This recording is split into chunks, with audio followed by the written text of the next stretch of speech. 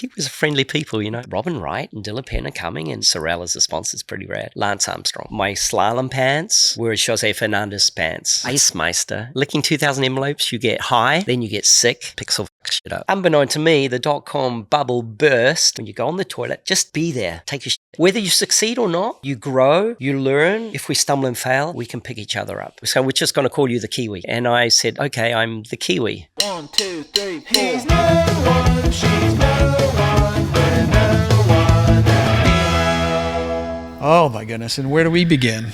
It's like, yeah, right. It's been, I think about the journeys and,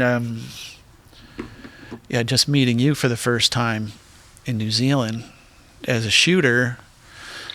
God, I was like just starting out. And I think there was another guy too, but I think you were like the ambassador of New Zealand or something. Is it like 91? 91. Yeah, you took me around. Southern Lakes. There was like, you know, what I loved about it was I got the pictures out. You got it? Oh my god, no way. It's you, man. Those, no. And then that action shot. No way. But you're on Rad Air. Can I get that one? The second one? Oh, I haven't even seen that forever. Might be able to help you out. Maybe I'll help you out. We'll see.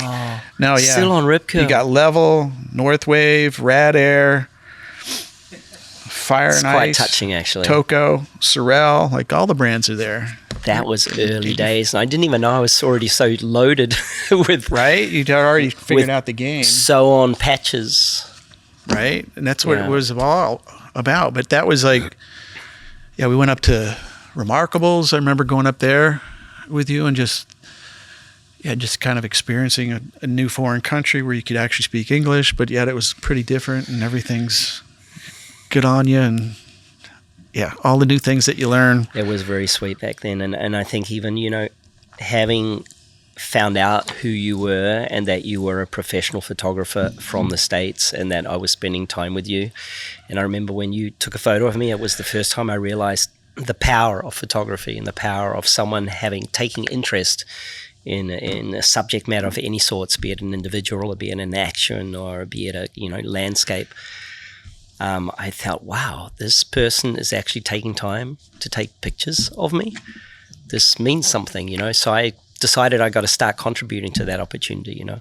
That was the beginning of many, many good stories from it. But there's so many other good stories, though. Yeah, again, there's another photographer in your life that was before me. Didn't your dad shoot? Yeah. Wow. Dad was, he passed last year, but Dad was, yeah, bless him. Rest in power. He was a photolithographer. That's what he studied. He studied Say that again? Photolithographer. Okay. So you have retouching now, right? You have people that retouching and pixel fuck shit up. Yep. Back then, photolithographer started with basically the grades of gray tones across images. Before color even was a subject matter, or color was painted into pictures at the onset.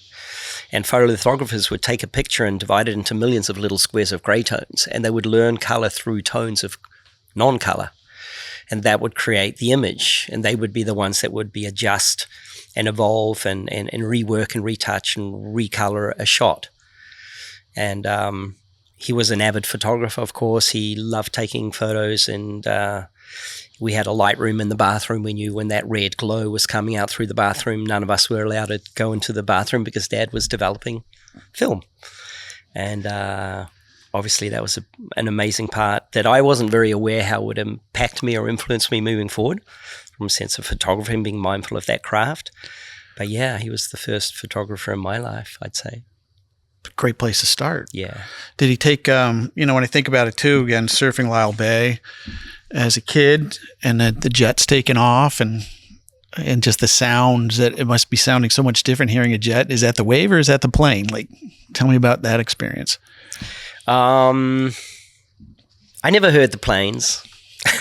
The planes annoyed me. Because you're so barreled all the time, right? Yeah, nah, I wasn't always in the barrels in Lyle Bay. I was usually stormy, shitty on surf, cold, battling with seals in the lineup, or seaweed or kelp, and we also had a lot of different places like Breaker Bay and the Wairarapa that we'd go to a lot. So we'd get up, check the waves outside the front of the Pink Palace, which is a kind of like a frat house that I'd rented and had a few friends staying with me there. It was pretty pretty raw and real back then out at Lyell Bay. But we would move and go to the coast often and come back for evening surfs at Lyell Bay. So we'd drive out to the coast, surf would be good, then it'd go onshore, would come back, surf Lyell Bay. But yeah, the planes never really were a focus for me, and I'd also never been in a plane. I never decided travelling overseas was a subject matter either, because I was a local in New Zealand on the North Island. Planes weren't really in our kind of budget range either back then. Imagine that. Yeah. Very humble beginnings. Yeah. And then you got, but I think surfing kind of influenced your snowboarding style. And even the picture we shared earlier, it definitely had more of that back end, just more surfy style to it. Tell me how you started snowboarding in New Zealand. Surfing influencing my snowboarding style, I think skiing was something that influenced my snowboarding style more than surfing. Really? Because when I started snowboarding, I started in a little town in Switzerland called Dissentis, or Muster is the local name for that town. It's in the Surselva in Switzerland, in the Graubünden Alps.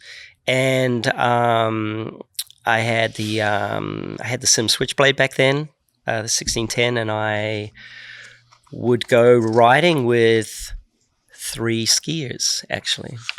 They did snowboard, but they were skiers. There wasn't any other real snowboarders or dedicated snowboarders in that town. So when I went up on the mountain, I would follow them. They'd show me what lines to take. They'd show me how to ride moguls. They'd show me how to like carve on your edge. They'd show me backcountry. They'd hike me into crazy backcountry that was like way over my, skill level at the time. They'd show me how to ride really nutty, hard, rutted out like runs down to the village.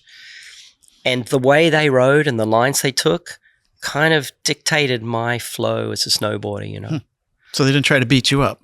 Nah. Kiwis are friendly people, No That's one not really nice. beats a Kiwi up. That's so nice. Unless you're an asshole. There's so much more open-minded in Switzerland. So yeah, that helps. So yeah, ski lines and the big open flowy turns and accessing backcountry was what the skiers allowed me. They also were able to, if I wasn't able to get out of a valley, they would basically like open up the lines and tracks. So I had really good friends. What a great opportunity.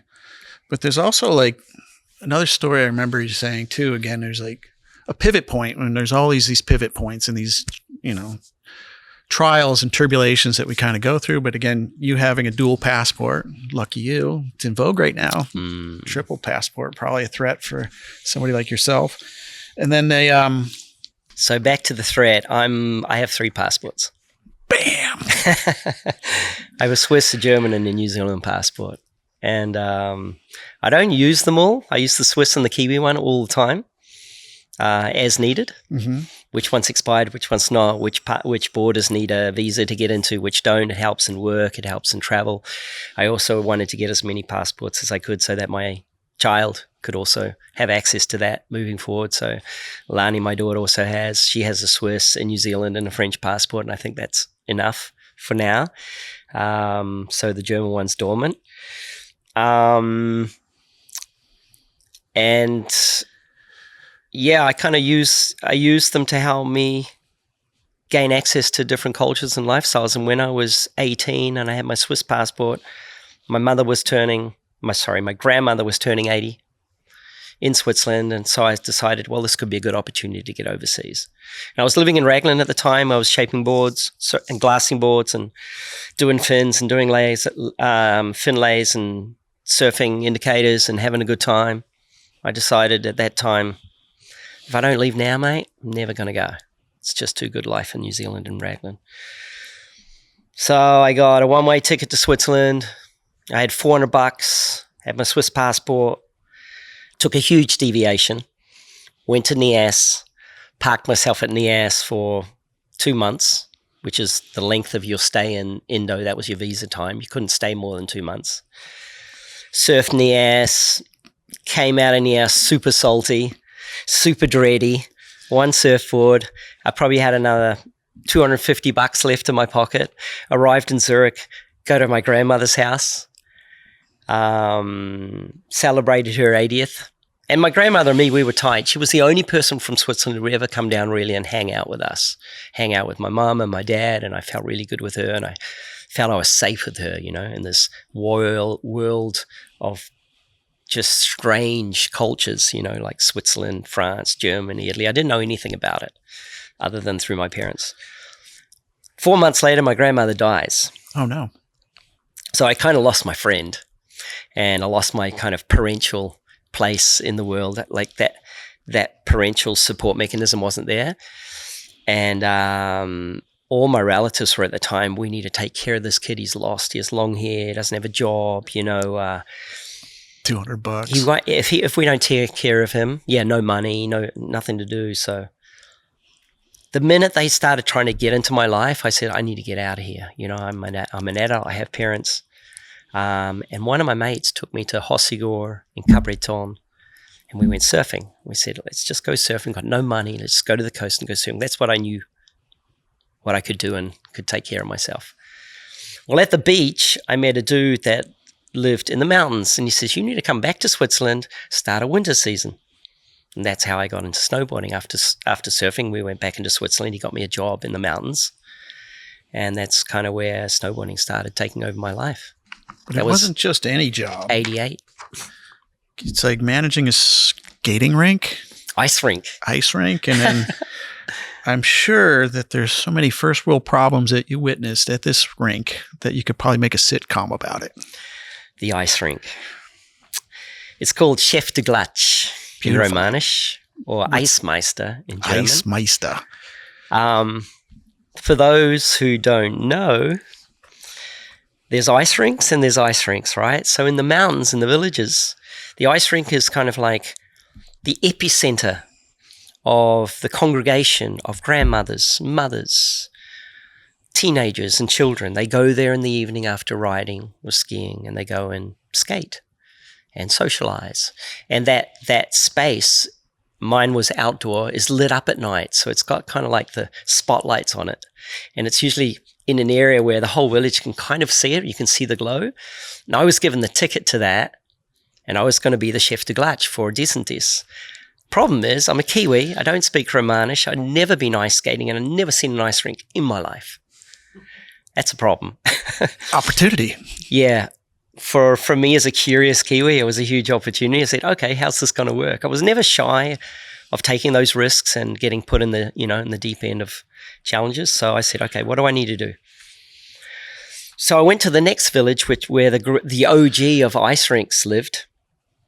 I think he was 74 at the time, that guy. I was like 20. And I sat down with him and said, how does it work? What do I need to do? And he told me the ABCs of making an ice rink. So I go back to the town. I went to my 2 tennis courts, which is where you start. I waited for the first snowfall, which was in November. I put on skis, which I'd never done before in my life. And I started walking around these 2 tennis courts and just stamping down the snow with 2 skis. Fell over a million times, crossing the skis over, trying to get from left to right, from one end to the other. And you make this like padded down snowpack. Then you make a little frame around it, like a little wall, around the perimeter of the tennis court, so that when you come in with your fire hydrant hose, the water you're spraying through the night on these tennis courts stays within the space and starts filling up. And I stood there at night for about 110 hours to make my first ice rink. That's how you make ice rinks. Thing is, they have this thing called föhn, which is a warm wind that comes in. My first ice rink melted in front of my eyes 3 weeks later. So we went into this dry spell, and the tourism board, or the tourism office, which was paying me my wage to do this, said, well, we don't have work for you because the ice rink's melted and there's no ice skating happening. You need to come into the office. And it was pre-Christmas. So they gave me this job of licking 2,000 envelopes for all the Christmas mail. And I would just lick these envelopes and lick these envelopes. I can tell you, mate, licking 2,000 envelopes, you get high, then you get sick, and then last thing you want to do is continue licking. So I ended up getting these little sponges with liquid and sponging the back of the envelopes and making it happen. And I would do that for like 10, 12, 14 days until it would snow again. And then I'm like, I'm out of here. It's snowing. It's cold. It's back. I'm going back to the ice rink. They obviously kept paying me because that was my job. And I would go and build the ice rink. And that was like episode 1, where now the ice rink is open. And the families, the grandparents, the kids would congregate on the ice rink and meet this Kiwi guy that would begin to learn Romanish, and his Swiss German was okay and he couldn't skate for shit. But he would be nice and welcoming and allow the kids to get him and rent out like skates and sell them chocolate and candies, and they would go ice skating. What a great way to start. But again, there's some of that grit that you didn't quit. You kept going. Why? No quit, yeah. Why'd you keep going? Well, you know what? The beauty of, if you have an ice rink and it's not snowing, it only opens at 1 o'clock in the afternoon. Ah, okay. So what do you do from 8 a.m. till 1? You go snowboarding. All right. I got riding in every day of the entire winter. So that was, for me, just godsend. Getting paid, meeting everybody in the village, your grandmother, your grandfather, your child. I became kind of, part of that community, and it will really felt good to me to be there, to get paid, to have a job, to create something that the community could use. I learned the culture, got to snowboard every day. It was the perfect first winter for me in my life. But then snowboarding kind of really started taking off, and you really found a niche for yourself as, let's call it, an early professional snowboarder. So there was Jose Fernandez had a camp. That was a good turning point for you. Mickey Frew, I think, was there. And man, you've done your homework. The Jose camps were legendary. You got to understand, I didn't know anything about the snowboarding industry. I was snowboarding because it was a means to an end, because it was what I came from surfing, and I thought snowboarding might be a fun way to pass the winter, and I really fell in love with it. And it became a great sport to do, but I understood there was more out there. The only way I actually got access to that more out there was by going to a Jose camp. The Jose camp was in Livigno, and I took a train there to Livigno. I booked the camp. I saved the money and went to the camp. Evelyn Wirt was there. Mickey Frew was there. Alex Humpel was there. Markus Heingartner was there. Jose did a quick show and tell when he was there. Petra Musik. There was a lot of campers there. I was one of the campers. I went there. I saw, wow, there's people, they're professionals. They're European champions. They're world champions. They have all this equipment. They work and live from snowboarding. This is really exciting, but I don't understand any of it. I'm just here as a kid. An older kid, but a kid. From snowboarding, I was still, in my underpants. Then, of course, the Kiwi side kicks in. I'm going, I want to stay another week, but I obviously haven't paid for it. I'll wax everybody's boards. I'll do everybody's edges. Just let me sweep the floors and clean the dorms and let me stay another week. So the camp organizers let me stay another week. I'm like, awesome. So I paid my way, stayed another week, second week at the Jose camp. At the end of the camp, there was a contest, which I won. I think it was just some sort of like random slalom top to bottom contest. I won the contest, and I felt that first kind of feeling of like, oh, there's some sort of energy that I haven't experienced before, like competing in snowboarding, and people suddenly got excited about it. And Petra Musik was there, and she gave me a ticket to the Quebre Classic in Tignes, which was the following summer. And I'm like, ooh, this could be cool. Where's Tignes? What's the Quebre Classic? Who could be there? So I borrowed a car that spring. I went down to Tignes, went to the Quebre Classic, felt completely out of my place because I knew no one. No one knew I was coming. I didn't really have any sponsors or anything. I was just there as a rider, There was like Stefan Radiger, who was the designer for Niedecker. Serge Vitelli was there. Jean-François Gatonel, Laurie Asperaz, Laurie Gibbs. I'm sure pros from America were there. I really heard of all these names. I didn't know who they were. But what I did see was a pipe. Ooh. And it was the first time I would then eventually drop into this pipe, which was kind of, how pipes were back then. Tacos. Kind of a badass kind of little like hits that you could hit, but the walls weren't vert and stuff. So I'd go and session this pipe. I could really only ride the front side. My backside was terrible. And there was a photographer there called Jean-Marc Favre, French photographer. who snipped a photo of me doing a Staley on my frontside hit. And he ended up giving me the slide, Ooh. which I ended up printing. And then I suddenly got really excited about what snowboarding can do for me and what I can do for snowboarding, where I can basically develop my own creative skills and my own point of view and have it documented and have it printed and infinite memorabilia that I can either take home or share or supply with something else. And suddenly I saw this ecosystem happening in front of me where I can learn how to snowboard, become part of some sort of like communication world where things that you do can go much further than stay within your own mind. And that's where I suddenly really fell in love with like photography and snowboarding photography and documenting what you do as a snowboarder.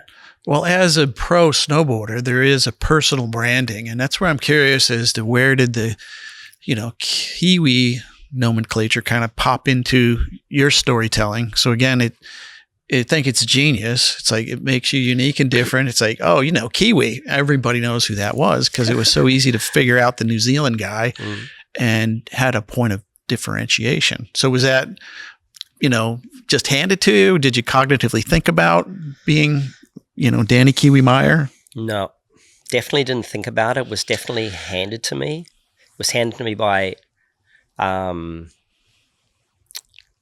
individual called Andy Tanner from Beach Mountain.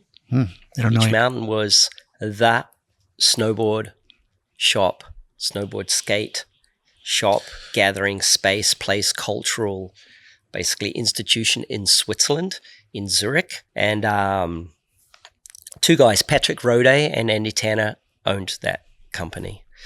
And I went there, I said hello, and I was really, my English was very Kiwi-esque, and it was quite hard to understand me back in 88.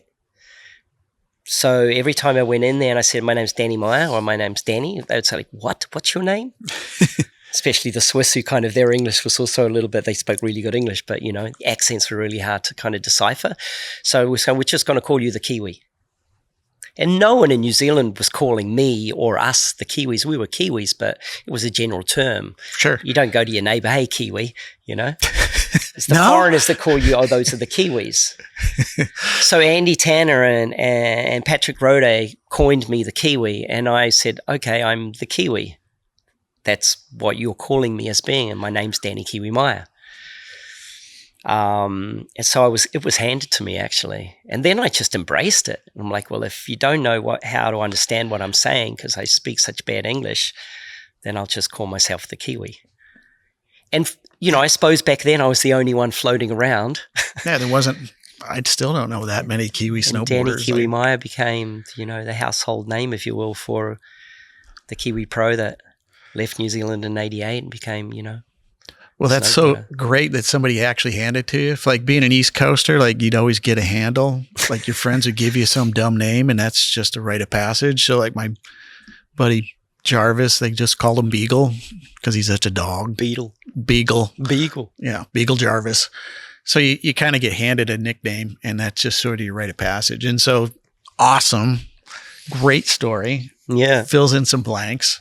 Sick. And so now we're back to starting a pro snowboard career. Petra hooked you up with some apparel. Petra Musig. She was, I think, what was she? Six times world champ at that She's point. The racing. More, 8 times. Yeah, racing.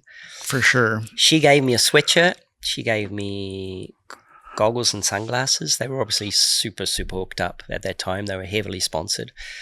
I had a Kimsey sweatshirt. I had Oakley goggles and sunglasses. I had her gloves. I think they were Reusch gloves.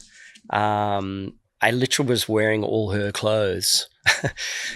Which was physical clothes? Like her outerwear. Like the stuff that I was wearing for snowboarding came from her. And when I started competing, my slalom pants were Jose Fernandez pants. They even had his, I think when I went to New Zealand for the first time, Mum's was the seamstress. She stitched on my new sponsor stickers and stuff, my sponsor patches from Sorel and that. Sorel as a sponsor is pretty rad. It is. So yeah, between Jose and Petra, I was decked out. I had the product I needed. The boards I was buying, And that came from Beach Mountain. So my first Sims board I bought from Beach Mountain, from Andy and Patrick. And then the first boards too that you got sponsored on was Nidecker? It was Nidecker, yeah. And that's a really funny story too, just because it's so ironic how we all got sponsored back then. It was such an organic process. I heard there was a trade show, ISPO, in Munich. I'd never been before. I didn't know what to expect. I made myself my own little portfolio of photos that my friends took, my skiing friends in Disentis. And I went to ISPO and I got access. No idea how I got access. I walk in, first stand, barefoot. They gave me their card, said, give us a call. We're looking for riders. Like, oh, it works like that? Okay. I've got a win under my belt. They were all kind of wood and heavy and barefoot style back there, Chuck Sports. And I was like, okay, I'm going to just keep going. Next stand was GNU. GNU was all psychedelic and spirals, and didn't know what was in the boards. I'm like, oh, cool. And said, yeah, give us your address. We'll send you boards. I'm like, really? Okay. Went to the next stand. Can you imagine? I'm totally alone in Europe. People are just proposing stuff. I'm like, wow, this is what's going on. It's this easy. I said I went to the Livigno Jose Fernandez camp, and I was there for 2 weeks, and I won the contest, and I live in Disentis, and I told a story. Yeah. They probably understood nothing with my accent at the time, but I told a story. The third stand was Nidecker, and they gave me their address, and they said, come and visit us. Ooh. So what happens is, summer rolls around, I get a pile of boards at my house in Disentis. They're all GNU boards. Nothing happened with Barefoot. I didn't follow up with them. You can imagine I had no fax machine. I had no cell phone. There's no internet, Fixed lines were really expensive. Wow, you're old. None of that was invented yet? Yeah, I'm dated. Yeah. Amazing, eh? I wish it was still like that.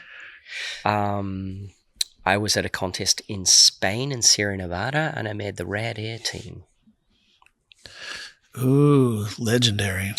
So Harry... Talk about your people, right? Guns and Paul Gruber and Mickey Frew and Patrick Hasler were all down at a contest, and I was still on Nidecker boards. And they said, would you be interested in coming to ride for us? And I says, well, what are you doing as a company? And says, well, we're putting inserts in our boards. I was like, inserts? What's an insert? You mean we don't have to T-bolt everything anymore? We don't have to drill in and the bindings are going to come ripping off and stuff, which is what's happening with my boards with Nidecker, which obviously worked because we didn't know any different. So I went down to Henry Niedecker and Hans Schwendener, who were the patrons of Nidecker at the time, and I was like, are you going to put inserts in your boards next year? I'm like, no, we're going to stick with our technology, And I'm like, okay. So I respectfully resigned and stopped my contract with Nidecker and signed with Rad Air because of inserts, and I was suddenly on a pro team, and that just pro snowboard shit took off. It did. And to be honest, mate, I don't think I had the skill set at the time to warrant that seat, but there was a certain amount of culture and curiosity and gravitas that the industry was just thriving off at the time, that it just gave people like us opportunity. And if you're ready to play, you're on the boat, and it was we're all sailing, we were off. But there is that piece of the DNA, another person given those same circumstances and opportunities may not move forward because they're afraid of rejection. However, you saw the opportunity, went through the gate at the door, seized the opportunity, and moved forward. How come you had that confidence? When someone offers you something without you really asking for it, they come towards you and they open up their doors for you to come and sit at the table with them or to do a journey with them. The confidence, it isn't really a level of confidence because it makes you very nervous because you feel compelled to actually perform and deliver and to return the favor. But it also allows you, if you're a curious human, to get involved in their world. And once they open the doors and the gateway into a new world, if you're really a curious being, you see opportunities, you see things you can learn from, you can see work, you can see spaces that can be populated by you because you have a skill set. and they need the support too. And suddenly you realize there's a community that you belong in, and the fear drops a little bit. The risk goes up, but the opportunity to collaborate is all there. So you just go forward, I've just been so thankful in Europe and all my time out in New Zealand that people have always just been really open-minded about where there's work to be done and where there's an opportunity to be had. And if you're ready to take the step forward, that you can go forward together, And I've just always been a really curious human, and it's always allowed me to keep stepping forward, And I think that theme's going to kind of come up a few more times. We'll watch as we kind of go through our dialogue today. But there's other thing that you're talking about here is collaboration. So again, how can we work together to make a bigger pie, a bigger whole? Tell me more about your collaborations. Collaboration is all about space. Collaboration requires negative space. Collaboration requires a need or a purpose or even a level of interest and a level of curiosity. Those are the foundations for collaboration. You don't always need to have a true end goal or a guaranteed or fixed or defined end point. You just need to be ready to go on a journey and to create an adventure that creates new opportunity as you move forward, which means most people are going into it in a sense of knowledge and known, but with a lot of unknown to balance it out, which allows for creativity to evolve. And when you collaborate with someone, you can't expect it to be crystal clear and define what it is you're collaborating with and on. You need to understand what the road is, and everybody needs to understand the level of skill set that's being applied in the relationship. But you can't always allow that collaboration to be set in a way that you understand what it's going to look like when you end the journey. The journey needs to be comfortable enough and open enough for it to evolve and develop as you go forward. And I think that's even when we go snowboarding together, we get on the chairlift. Do we really know what's going to await us at the top and what's going to be like when we get to the bottom? We shouldn't. That's the beauty, and that's why I think snowboarding has allowed us to be so creative as we move forward and, surpass our careers, because we've always been in that collaborative element with many, many variables and unknowns, many risks and many responsibilities. And everybody who is ready to take risk, but to carry responsibility, to collaborate with the unknowns and the variables before us, they generally excel and exceed, expectations. That's probably the best answer I've gotten. Thank you. And it brings up so many other things. For me, again, in the collaboration space and going through snowboarding, we're all working together, and eventually we kind of come together for the Crystal Awards. You knew that was coming. I owe you something too. I took it from you. I got to bring you back. Is it back? The trophy. No, you can keep it. I want you to keep it. Oh man. It's the, there's so many ways to kind of walk into that event. But again, think about an individual with a vision of putting together this lifestyle-driven event with no bars hold. But you were doing a few other things, I think, with Red Bull before that, Rad Air shows, etc. maybe, or is that after? After. And so this Crystal Awards thing comes up. You bring, I'm going to butcher it, but we bring 7-8 crews together from around the world, photographer, rider, come together, and we have topics, or we have subject matter. So again, lifestyle, to action, to, the whole, there's 8 or 9 of them. But I think the thing I really resonated on, I don't want to jump ahead. I want to let you have space to tell your story on it, but is having the peer group judge. So again, when the photographers, it wasn't like you brought in somebody from, Photo Magazine or Nikon to be the judges who don't know anything about snowboarding.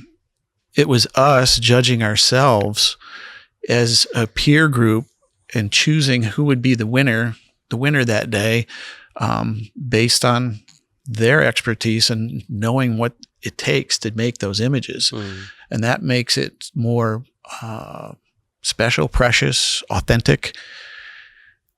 Carry me through the story of how you came up with this this idea, and then just the balls and brass tacks to put your finances out there to make it come to life. Balls and brass tacks. So the Crystal Awards, I think maybe a lot of the people that are watching this podcast might not even know what the Crystal Awards is. It's hard to find online. Yeah. There's not a lot. The website actually still exists. I saw it. crystalawards.com. Yeah. Still exists. I just kept it up more for my archives, you know. Here's everybody that was involved in this first year. I think what made it stand out was because it just no one had the balls to do anything like that. No. At that point. Today, I mean, there's an incredible amount of like content-driven events where there's gatherings of people creating content. Most of it's in motion these days. Photography kind of got the second seat there these days because obviously times have changed. The gram just wants, you know, more clickbait on motion aspects, even though some of the still images are still winning over, you know, GIFs or motion pieces, even on social impressions. However, that's a whole show in itself. Exactly. The Crystal Awards started because... What year is this? This is 1998. And the Crystal Awards started actually because I got prompted by Northwave, by Gianluca Bonora, Northwave and Drake, who I was managing the world team at that time. They wanted me to do an event. That was my idea, and they would finance it. I'm like, oh, that's cool. So if I'm going to do my event that you'd finance, what would that event look like? So I went back into Switzerland. I was living in Switzerland in Schkuhl. I sat down at the dinner table, and since coming out at the end of 1991, when I stopped competing at all, I didn't really want to compete. I just wanted to free ride and do editorial and tell stories. I knew it needed to be an event pure, and I knew 100% that it needed to be an event around the photographers. I needed to do something to basically to pay homage to the people that had busted their chops, you know, thanklessly to my career. So 10 photographers, everybody got 40 rolls of film. It was 5 days. It was 5 categories. You got your film as I flew you guys in. I paid you to come in. I housed you in one place. I gave you 40 rolls of film. I developed your film overnight. So you would actually just be out shooting. You would be able to invite one of your preferred riders.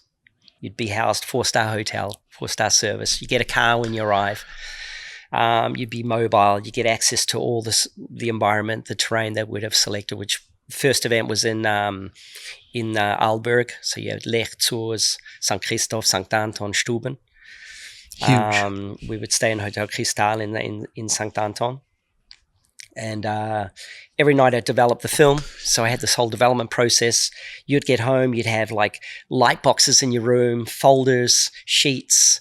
So you go shoot, ride, go back, shoot, ride the next day. You get home, you get a bag of slides. You'd look through it. Start picking and editing as you go over those 5 days. And at the end, you'd submit only one slide per category. And, you know, there'd be, what was there? Lifestyle, sequence. Sequence was a sequence. Could be 5, 10, 20, or the whole roll. There was black and white. Portrait and action. Landscape. So you had to pick out of that whole day of all 40 rolls of film fully shot. You'd have to pick, you'd submit it, and then we would have an awards night where you would be the panel. You could pick any image that we projected except your own. So you had your 9 peers, and you could pick that. And we had, we had a great turnout for the awards night. The whole visual experience and the interactivity of seeing those images for the first time was just, you know, eye-watering, I think, for most people, and unexpected. There was no bibs. There was no sponsorship. Yes. There was no branding. There was only photography. There was only art. And that was the most unique part of this. Plus, I had, in each major country in the world, I had at least one print partner. And obviously, all that content suddenly became extremely valuable to tell stories of this unique, photo-driven, pure unique event that we did, and it just blew up massively worldwide. Yeah. It's a big one. So I had the fortune of coming home. Here's a great shot. One of my favorites from that event. Josh Dirksen. Josh Dirksen for Lifestyle, San Antonio. Yeah, Josh. Coming back. Mount Yeah. Baker was good. Spent good time Yeah. with him last week in Mount Baker. I saw he. That shot is special. This one was great because, again, it was just the lifestyle of Yeah. the end of the day. We won that. And yeah, we won that Came year. back with 2 awards. Yeah. That one? It was fun. Yeah. It was really fun. And then, yeah, the foresight of just knowing that you had invited shooters from all over each continent, ensures that the publicity is going to be worth everybody's time and expense to be involved with the thing. But I look at, like, again, just watching this young guy coming again from a fishing village to get to a foreign country where you're not understood, pick up a nickname, get a couple sponsorships. Now you're working as, like, let's say, marketing director for some brands, starting to make some bigger decisions, land on this idea, this opportunity that you come up with on the Crystal Awards, and then things actually keep blossoming from there. Yeah.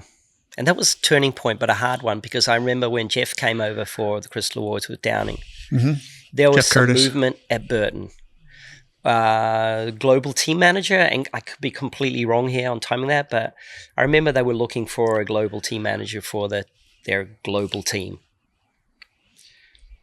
And Downing said, you'd be the perfect guy. I want to put your name forward. Mm-hmm. And it really, really made me think, fuck. It's a big job. Global America, global team,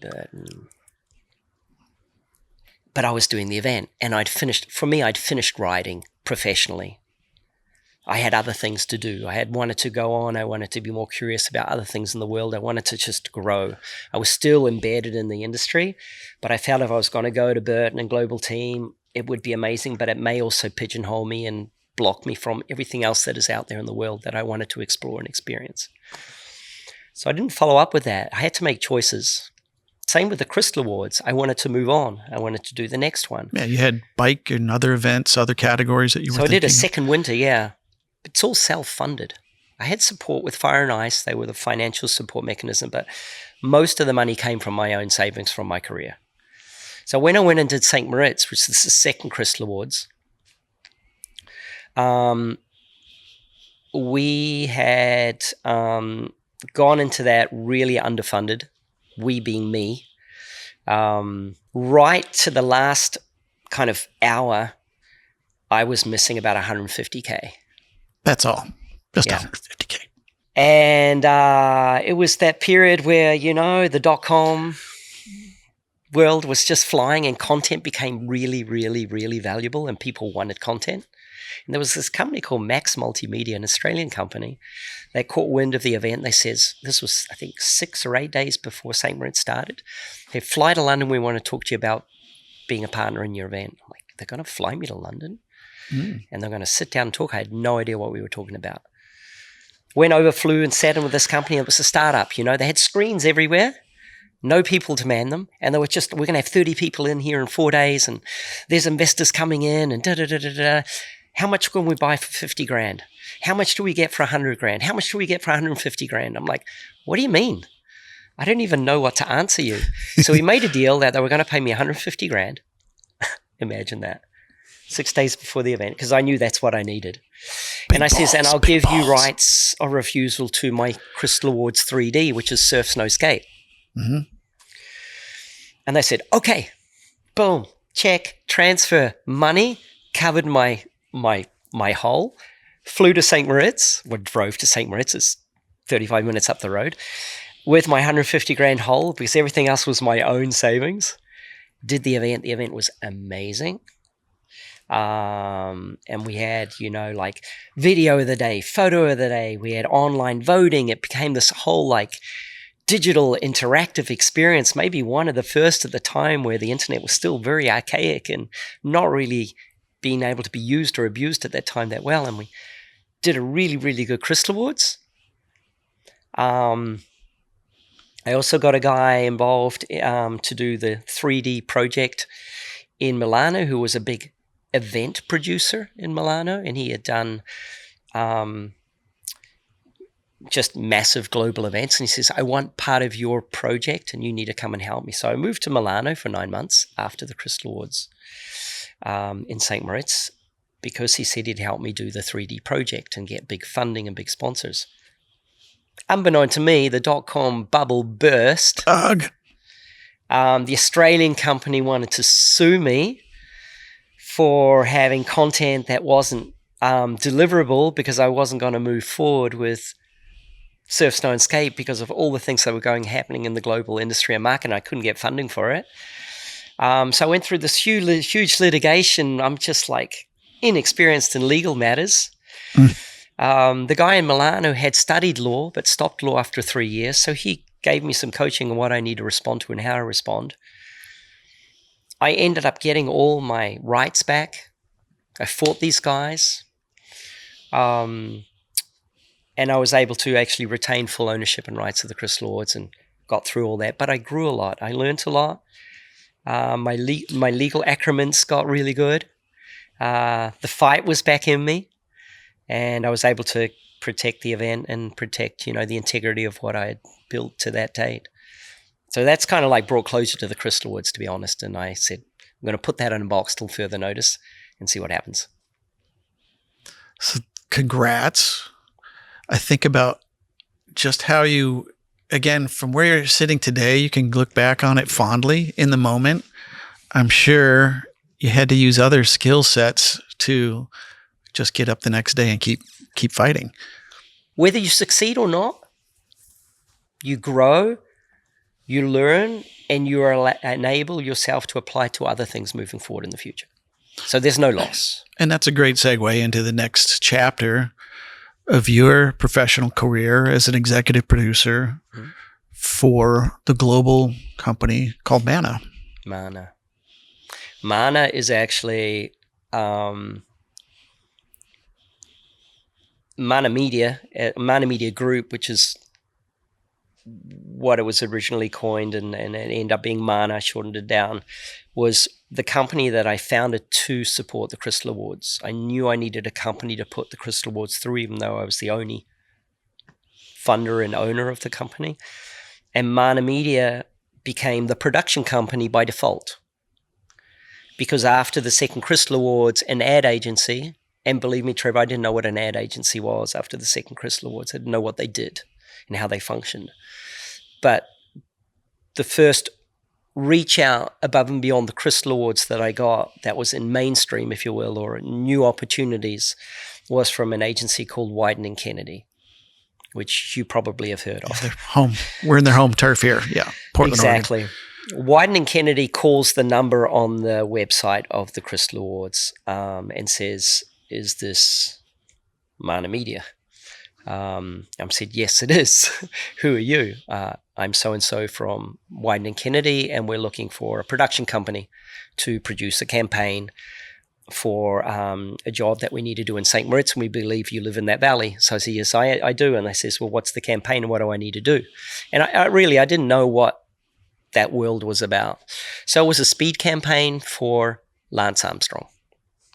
And Lance Armstrong was going to get a shot with a new helmet in the speed tunnel. It was all mirrors and it was super, super advertising, spacey and crazy. And they needed a producer, and I ended up doing that job. I honestly, mate, I didn't know even that I was a producer and what I do as producer. I was just creating stories and hosting friends at events through snowboarding, But now I became a producer. So that was the first job from Mana Media as a production company. So the magic ingredient I think that you bring, and you can tell me more about this, is this, I don't know, that perfection, or what is that piece of you that just wants everybody to be comfortable, be taken care of, to make sure that it gets through the finish line with flying red stars? I think the chemistry is there, not so much delivering at a pinnacle level. It's about care and kindness and curiosity. I keep coming back to that. You got to care. You got to care about the opportunity. You always got to be kind, and you got to be extremely damn curious. at all levels of the game. If you're not, you're never going to learn. And you're never going to be aware and mindful of what the others are challenged with or what the others are bringing to the table is of value, because otherwise you're just in your own bubble and you're focusing more about Dani Kiwi Meier and your legacy and what you're wearing and what you're doing and where you're taking yourself. But this is a collective journey. And I think a lot of people were a little bit shocked about how much that means to me, how much it means, the opportunity means to me, and how much I want to be the servant within that ecosystem. Most of them were self-driven people that wanted their career to grow and expand and explore, Mm-hmm. and most were very, very saturated by themselves, where I was very selfless, And I didn't come from nothing. I have a loving family and we had a good time in New Zealand, but I kind of came from, like, resource-wise, not a lot of, Means. Yeah, not a lot of means. So every opportunity was a gift. And I never took that for granted. And I think people noticed that and they were ready to invest in that because they could only win because they got an amazing toolkit that wasn't going to take from them and was going to give to them, and collectively would grow. And unbeknownst to me, that just created a flood of opportunities at the highest level. And a seat at the table at the highest level that I wasn't even aware was coming towards me over the next years, And we'll play the reel. I got a great reel of just all the amazing brands, logos, Ronaldo that you and Mana were able to produce. And I think that the thing that we forget is it's a global. You had offices all over the world. And so being able to have a one-stop shop for a place like Nike has athletes in, especially in the football category, from Brazil to, France to Japan. Mm-hmm. And your team and your outfit confidently would get, let's call these junior brand designers across the globe confidently to be able to deliver these great stories that Nike, I think in their heyday, was doing a great job of. We can have a whole nother show about what they were doing with all their performance marketing goals. But that was the heyday, the amazing stories that you guys were able to come and bring to life, not just through video, but even on the still production side. So congrats. Thank you. Did I miss anything? Yeah, heaps. Right. But I mean, where do we go with that? I mean, you mentioned offices all over the world. People are like, oh, how did he do that? And how does that work? I think a lot of people often are curious, like, how do I launch something? How do I move forward? I think the biggest learning curve is if you have something, put half of it to one side, risk half of it 100%. So that if I fail miserably, which happens all the time, I fail miserably at 100%. And I'll take a step forward to like my biggest step forward with that 50%.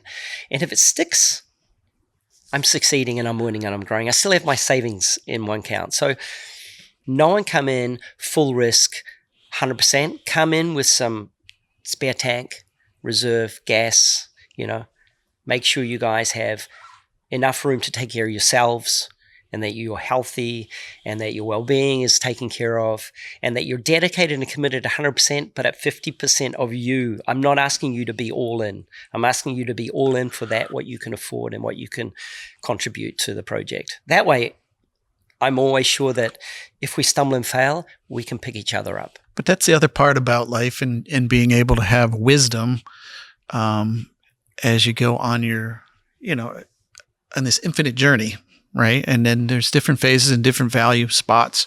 And so again, it's like the idea of, in that period, you also had, a marriage, young child. You want to be an engaged dad. Yeah. You don't want to do 50% there. You want to do 100% and be all there for Lonnie. And that probably changes some of the way you look at some of the opportunities that are in front of you. Yeah. Share some insight there. Well, parenting. I think a lot of people put it off because they feel they don't have time for it, A lot of people do it because they made, let's call it a mistake, or they... I love that picture, you guys. This is in Steuben at the Longboard Classic, actually. I still got that suit. It's a good one. Beautiful. You mentioned, you want to be 100% there for your family, but there's so many other variables that come into play. So which part of that percentage of time are you 100% available? that has to be 100%. That's why you need to break your life up into segments of where can you contribute 100% at the time that you're present. Waking up and doing yoga or stretching, take your time to do it and be 100%. Brush your teeth 100%, you know. When you go on the toilet, take a shit. Enjoy it. Take a shit and do social, you know. Just be there. And then when you're eating, be there. Be with the person you're at the table, you know. When you're with your family, be present. And we're all victims of not being there. I mean, we're all distracted constantly. We all have our birds in our heads.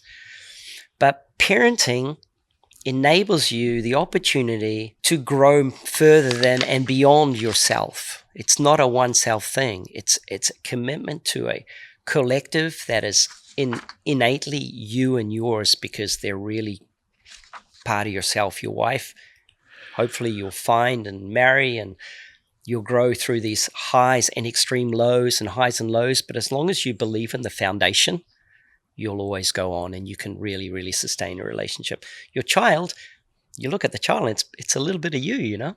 It's a little bit of you, and it's a little bit of your wife, but that child is this unique being. And I've never experienced something so rewarding and an investment, if you will, with so much return than parenting, you know. So as an entrepreneur and as a professional athlete that has a huge community that you love spending time with and all these hobbies and activities, finding time to be a good parent, more so being a present parent, is not only vital and crucial, it also takes time. It takes time to learn that skill set. You're not born with it, you don't marry into it, and you don't give birth to it. It's something you learn on day 1, day 2, day 3, day 5, day 10, year 20, year 30. And hopefully through that, you sustain relationship and you sustain parenthood. So there's not an app for that? Thank God, no, because I'd be scrolling that all day long. What do I need to do next? And it's funny you say that, because I send my daughter, constantly little sound bites of things that inspire me, people that say things, you know, or things that are happening inspire me that I wish I knew when I was my young self. Wow, I didn't have that advocacy when I was a kid. I'm going to at least give it so that I don't die with the regret that I didn't tell my daughter when she was 16 or share it with her. That's a funny one. And what's interesting, I think, is like, to reflect on that again, it's like my dad always said, put the tool back where you found it. You know, it was just a dad thing. But the reality is, like, didn't make any sense when I was 10, but today it makes sense, because when the hot water heater breaks, you got to make sure the tool is exactly where you need it so you can fix it and prevent that tragedy. And those little sound bites that you do send to your daughter probably won't make sense at her 16, but, you know, hopefully it'll stick. And then at 25, she'll be able to recall it and it'll help her on her journey. Yeah, that's true. That's organized chaos. I mean, if you're on your deathbed lying down, you need to know where the hammer is. You can say it's over there and someone can go and get it. Right. And you can empower them. But if there's chaos even in that level of organization and that simplicity of where are the tools to move forward in life, that becomes really hard to help someone else go and do the job, you know. And now with that, you're able to do other things to give back, and you're working on a new project, the Thrive. Yeah. The Thrive and the Geek Fest is something that happened. Actually, the Geek Fest was a really humbling invitation. Photojournalists, we talk about photojournalism. Pure photojournalism is a dying profession, yet it's the vital profession that allows us to see beyond the filters of social. It's what's happening out there, and it's unfiltered documentation of news that's going on in the world, be it war frontline, be it thing going on where there's poverty-stricken or disaster zones where reporters and photographers and filmers are out there risking their lives and living within the same environments that the disaster-stricken zones are experiencing themselves, and bringing that as reporters to our channels, you know, be it print, newspaper, or social channels. So the Geek Fest was basically an organization where all these journalists were looking to understand and find ways to empower their craft and their art and their curiosity and their skill to become more commercial, to allow their skill to be valued. I mean, photojournalists, there's just no money in it, you know. Commercial advertising, there's money in it. We all know that, and it's incredibly imbalanced. Commercial photography and filmmaking can go through the roof, and photojournalism is just $500. Kind of sits at that ticket. So at the Geek Fest, which was down in LA, they were having keynote speakers that would come down to help open, expose, empower, and share stories on how you can go from being a photojournalist to being a commercial photographer. And I was invited to be the keynote speaker there at the Geek Fest down in LA, and I had an amazing auditorium of hundreds of photojournalists that were, let's call it, struggling artists doing an incredibly valuable job that is really required. And I was able to sit down and stand there and tell them a little bit my story and my journey and my transitions from A to B to C to D, and how they can increase their place and their value within the world, in the commercial world. Of course you did that. It's amazing. And tell me about your new gig. Well, I'm a farmer. You didn't expect that. I didn't. Left field, go. I mean, my new gig is really, it's always been a dream of me and Eve's and Lani's, is that we wanted our own block of land and have our own nature to be patrons of, and be able to have really space with utter silence, with a perspective of the world and the view around us. And that's not always that easy to find in this cluttered world.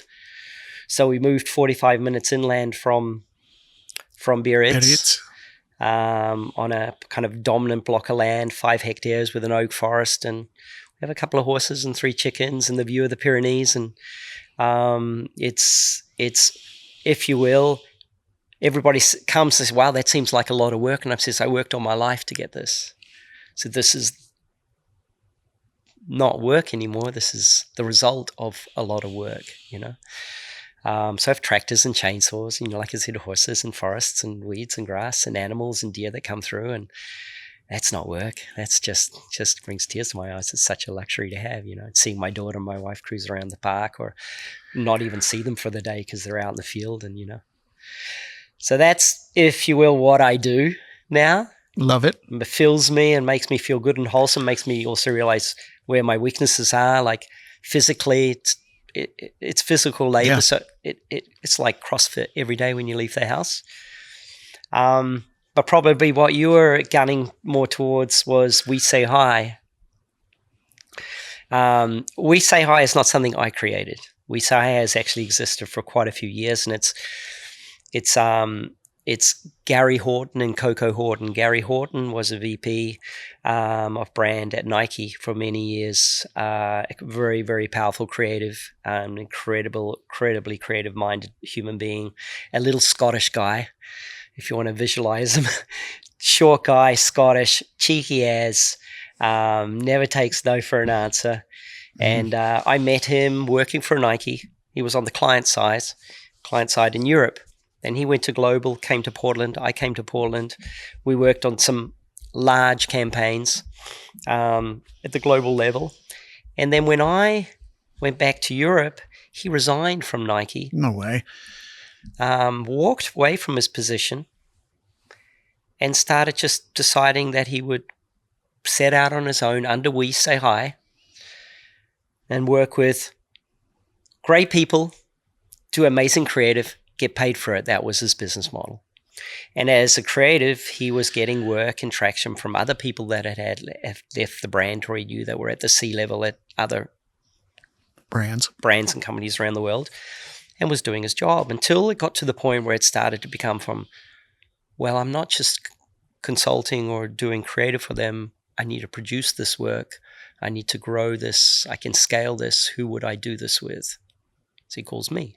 Of course. He says, hey, I was always his fixer, We'd go out and conquer.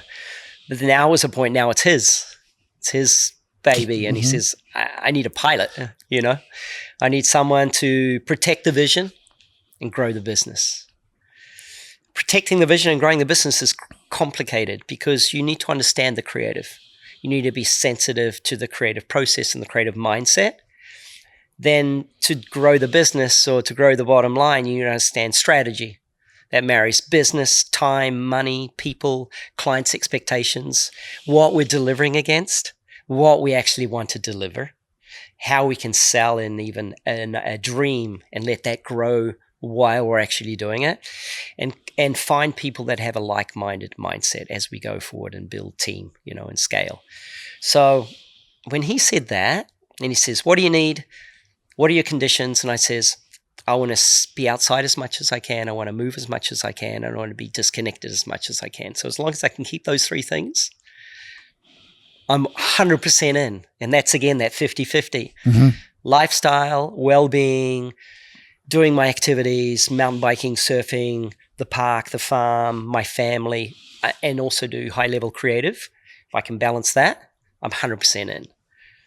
So we started doing the first creative campaign, which is, I think, 4 years ago now. It was for Montclair. It was the We Love Winter campaign. Yeah, we just started okay, let's do Montclair. Go right to the top. Yep.